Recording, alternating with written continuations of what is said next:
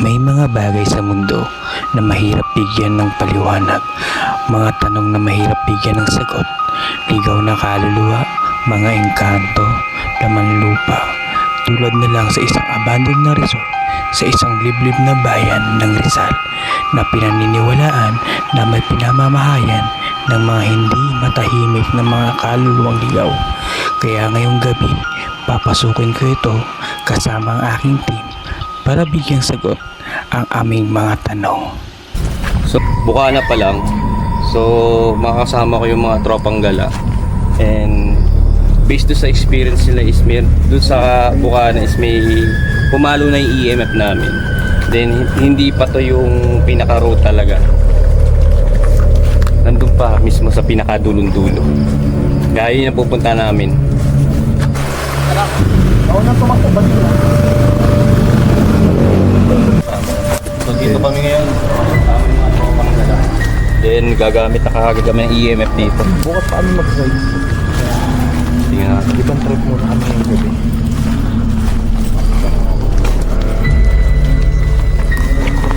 Sabihin ko. Ano? Alin anong tanong mo? May nakikita ka na ba? Wala pa ako nararamdaman. Nararamdaman ko. Iba yung nararamdaman ko rito. Parang natatay na ako.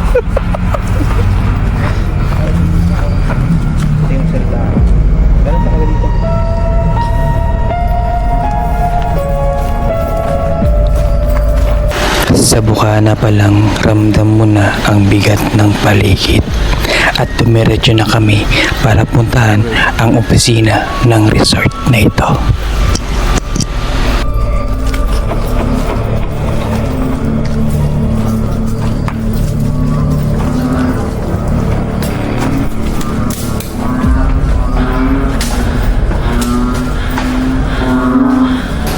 Pagpasok namin dito ay makikita ang iba't ibang gamit tulad ng sopa at mesa.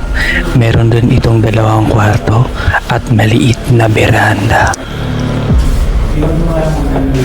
At dito habang nag-i-scan ako ay pumapalo ang EMF. Isa-isa. O sige, doon lang sa may dormitory ito kasi. Isa lang ba ito bukas? Ano yung isa-isa na? Isa-isa na. Mag-lockdown. Mag-lockdown. Pamatay na lang ako.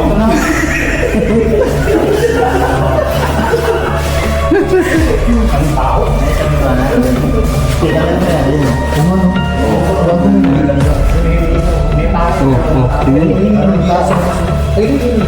Yung CR yun, may tayo, pero may tao.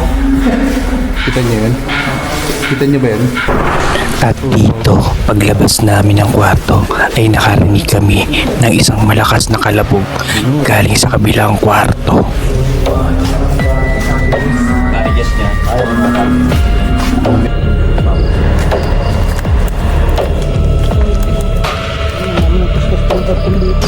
At isa-isa na rin namin tinanong ang aming mga kasama patungkol sa kanilang nararamdaman sa lugar na ito.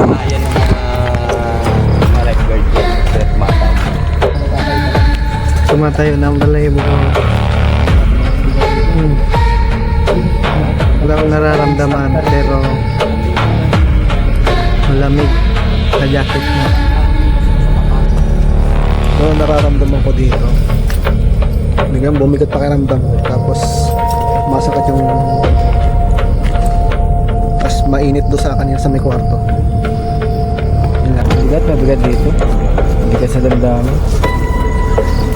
Gusto ko na umiyak. Natakot na ako no, pero okay lang. Wala pa naman masyado nagpaparamdam. Pero doon pa tayo sa liblib, baka may maano tayo. May nararamdaman pero hindi ka dapat matakot kasi kasama na natin sila. At nauna sila bago pa tayo dumating.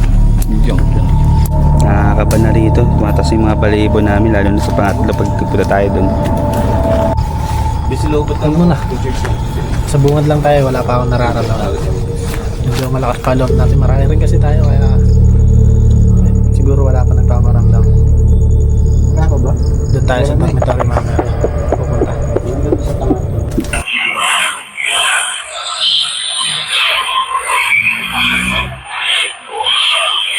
Hello po, may kasama ba kami ngayon dito? Nagpatuloy na kami sa aming paglalakad hanggang sa marating namin ang isang abandonadong bila.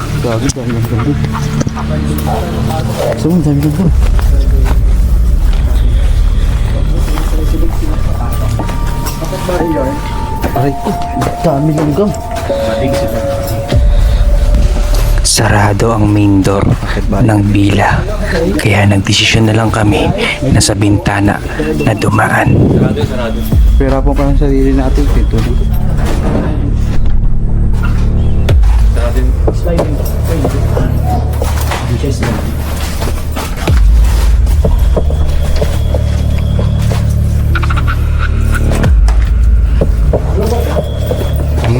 Hindi talaga daan, walang iyo.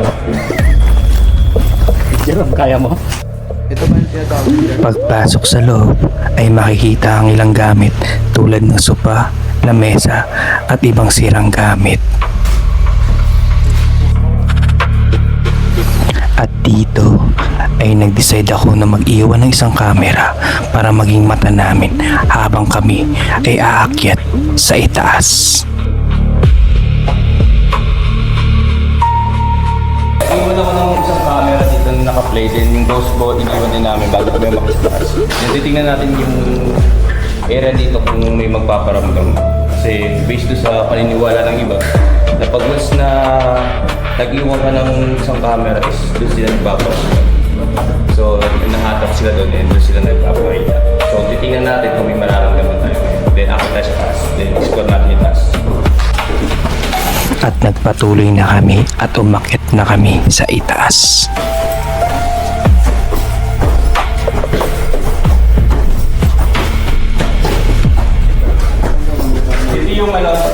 Dito yung last time na pumunta kami ng dati dito. Nung tatlo kami, habang naglalakad kami dito, may mga narinig kami dito na parang tumakbo dito. Bis talaga na parang gumanon talaga. Kung makikita nyo sa dating video namin.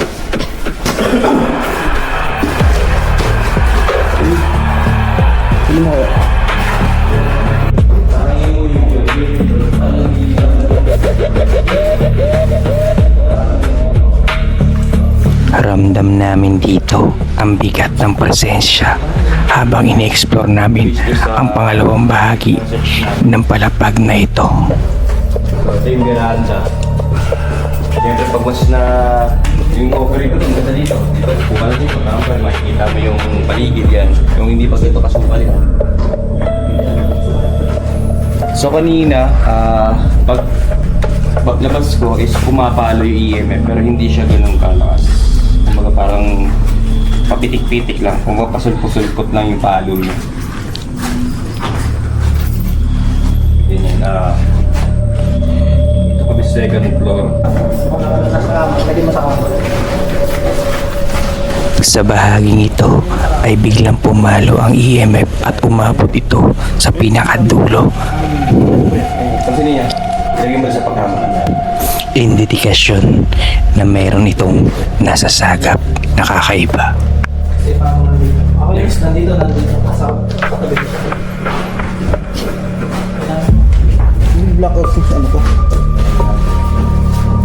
So yun guys, pansinin yung EMF, pumapalo siya dito. Medyo mabigat yung presensya dito. Ayun, nag-steady siya sa ano? Dalawang ganyan. Ba't wala?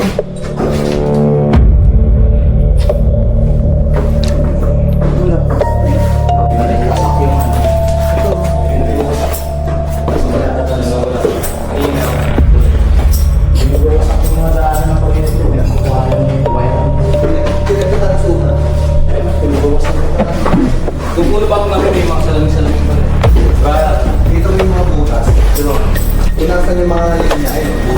Sino malaki ito? Yung may-ari? Wala na. So, yung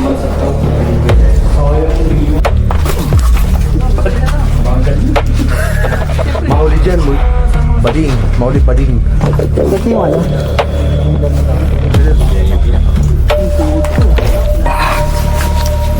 At after namin pasukin ang bila na ito, ay nagdesisyon na kami na puntahan naman ang isa.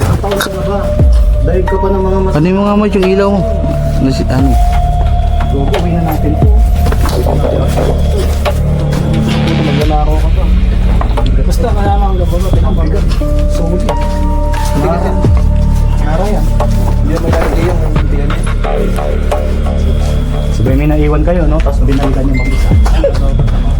Naiwan yung cellphone mo, no? Balikan mo mag-isa.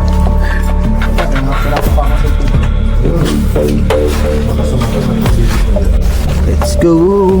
Papasukin natin ang dermatologist.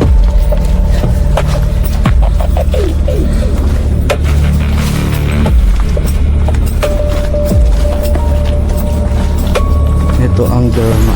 At sa bahagi ito ay may nakita kami isang maliit na chapel katabi ng isang malaking dormitory.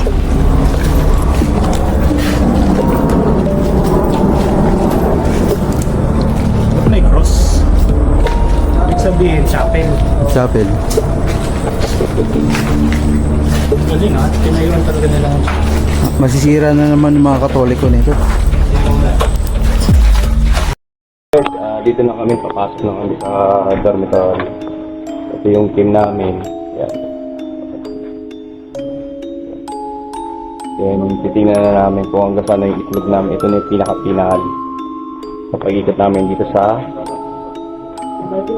Abandon Resort dito sa May Antipolo. Pinasok din sa video, yung may lumagabog tapos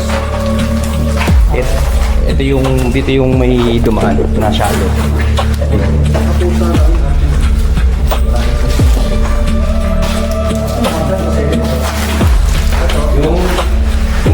Yung ibang grupo, ito yung isang dano.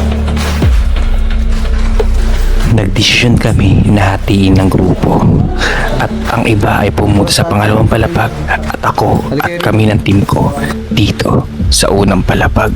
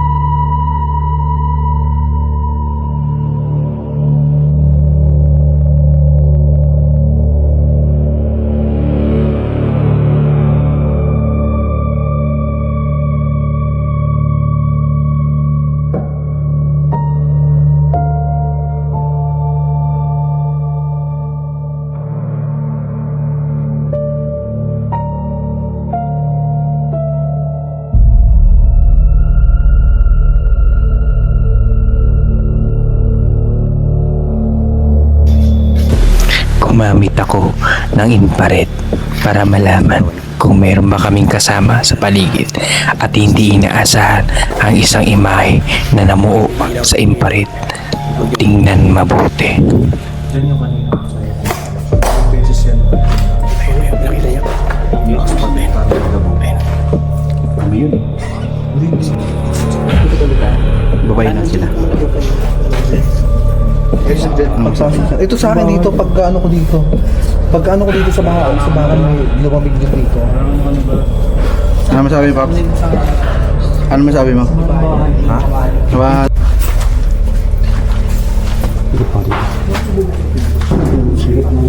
Sige, latot ka pa.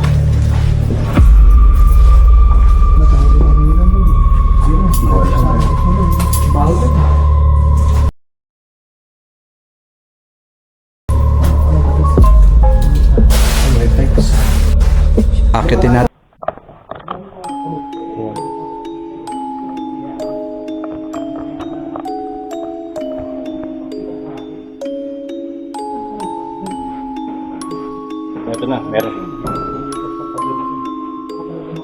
Meron dito, meron dito.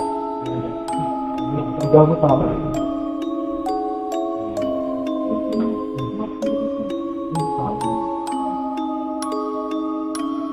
Ano yung sensor nila?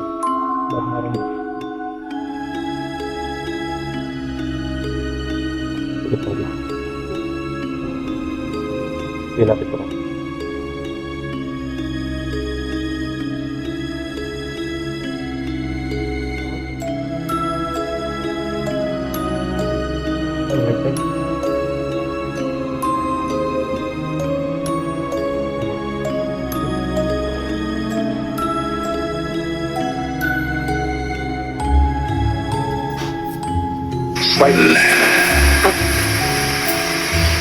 At ang awful.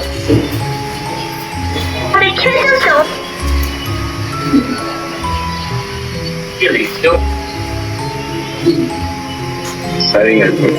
Of course, I'm trouble. Good.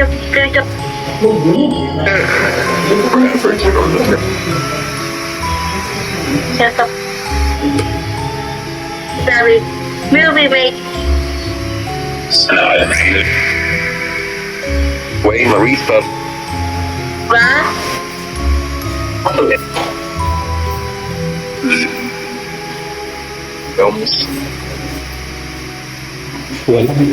Television and see. This? Me too. She could call. Ay nako, hindi talaga mabubuo ang araw ni Jerome pag wala tong ginawang kalokohan. Dahil iniwan namin ang isa naming kasama na nag-explore sa loob ng comfort room ng pangalawang palapag na ito.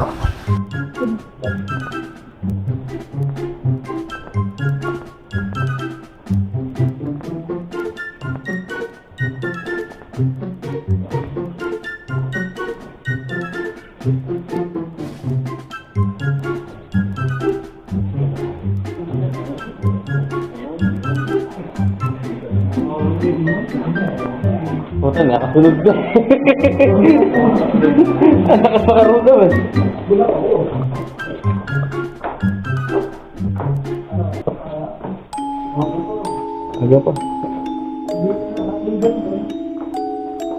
At habang pababa kami ay may nahagip ang aking audio, maging ako.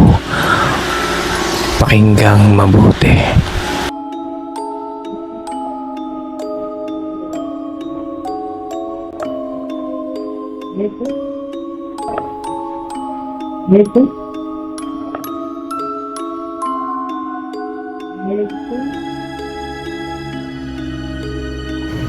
At inalam ko kung anong ibig sabihin nito at ito ang lumabas.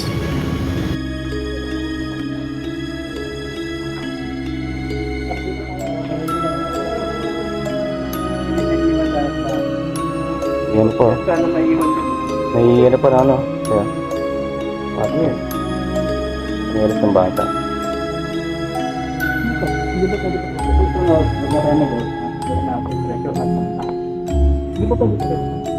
May mga malay mo, may mga itabong mo naman ito, ginto.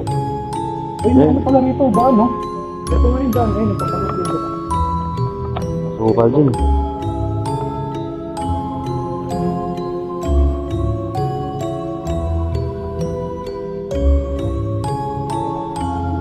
Hindi, yan na yata yung sa ano. Hindi pa baba sa basement.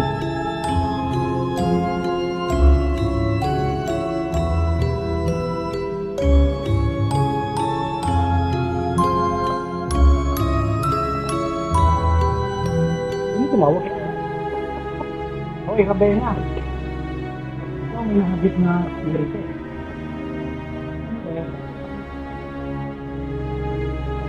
Hoy, ano ba? Nag-uusap kami rito. Wow! Bata! Sabi na kawawang ko eh.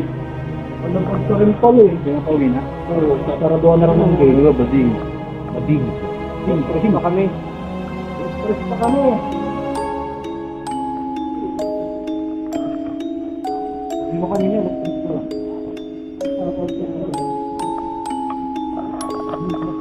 So yun guys, natapos na namin ikutin yung dormitory, tapos itong isang bilya dito sa abandoned.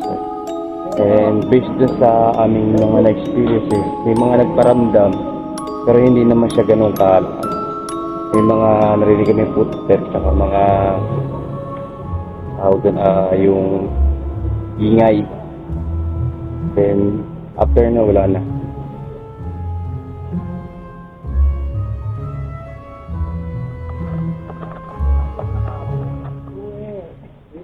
So yun guys, makikita niyo yung mga kasama ko. Ayan. So,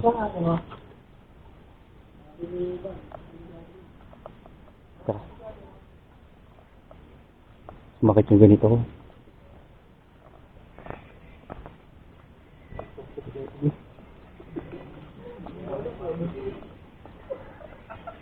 Lakang tama ang foto. Barbie. Wala mo tayong ano dito? Picture? Picture mo tayo dito. Picture sa hunting. Ito. Dito. Mas maganda dito. Maganda kang gubatan eh. Malay mo kasi may gubat eh. O, sino magpipicture? Hindi naman nakakaalam. 360. 360 mo na lang, Jom. 360 mo. Dami tama. Kasi yung 360 mo. Kasi ilaw mo yan, para maliwanag. Dito na. Walang hiya. Na lang cellphone. Pagod na ako. Eh, ito yung kapawisan na nga. Kahit alam mo lang. Wala naman din. Wala din.